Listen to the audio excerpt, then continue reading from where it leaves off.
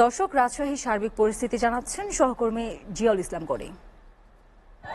ধন্যবাদ আপনাকে। আপনি জানেন যে গেল কয়েকদিনের টানা কারফিউতে যে অচল অবস্থার সৃষ্টি হয়েছিল, এই অবস্থা ছিল রাজশাহীতে। রাজশাহী মূলত অকার্যকর হয়ে পড়েছিল, অচল হয়ে পড়েছিল। সবকিছু ব্যবসা বাণিজ্য থেকে শুরু করে সবকিছুতে একটি অচল অবস্থা বিরাজ করছিল। তবে আজকে সকাল 10টা থেকে বিকেল 5টা পর্যন্ত কারফিউ শিথিল করা হয়েছে, অর্থাৎ দিনের বেশিরভাগ সময় আসলে কারফিউ থাকছে না।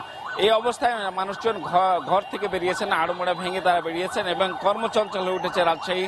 ব্যবসা বাণিজ্য থেকে শুরু করে অফিস আদালত সবকিছুই খুলেছে, ফলে রাজশাহীতে যে অচল অবস্থা ছিল সেটি কেটে গেছে।